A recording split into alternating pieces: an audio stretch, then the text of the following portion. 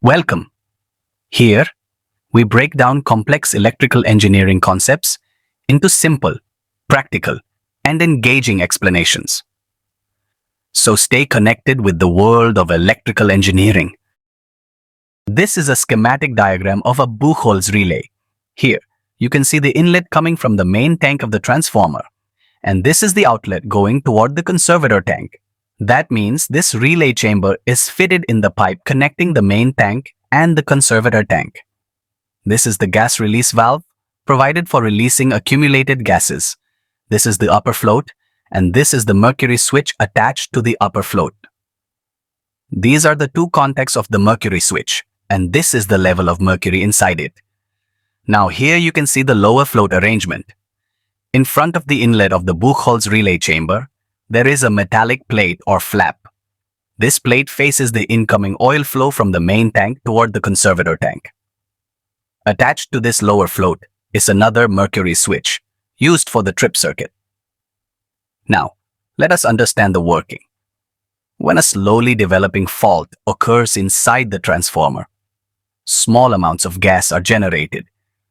These gases move upward toward the Buchholz relay. Since the pipe between the main tank and conservator is inclined upward, the gas naturally rises and gets collected inside the relay chamber. As gas accumulates, the oil level inside the relay drops. This causes the upper float arm to rotate downward. After a certain angular movement, that is, after the accumulation of a predetermined quantity of gas, the mercury switch becomes horizontal and closes the alarm circuit. This triggers the Buchholz relay alarm, indicating the presence of an incipient fault.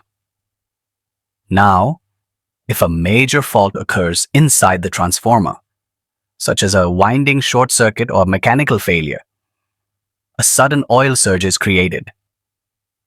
This surge of oil flows rapidly from the main tank toward the conservator through the Buchholz relay. The high-speed oil flow strikes the metallic flap in front of the inlet. As a result, the flap and the lower float mechanism rotate about their hinge. This movement tilts the mercury switch attached to the lower float, making it horizontal. The mercury inside the switch then bridges both contacts, thereby closing the trip circuit. This action sends a trip signal to the circuit breaker, which immediately isolates the transformer from the system to prevent further damage. Here, a gas release cock is provided. Once the Buchholz relay operates, either for alarm or for trip, we must open this cock and collect the accumulated gas from the upper portion of the relay chamber. By analyzing this gas, we can determine the type of fault that occurred inside the transformer, whether it was due to arcing, overheating, or insulation breakdown. This is a simple yet effective arrangement that provides both early warning and protection for oil-immersed transformers. And that is a brief explanation of the Buchholz relay, its construction, and working principle. Thanks for watching. We hope this video helped you understand electrical engineering concepts better. If you enjoyed the content, don't forget to like, share, and leave your thoughts in the comments. Stay with us and stay updated with more videos on transmission lines, substations, and power systems. Until next time, stay curious, keep learning, and keep the power flowing.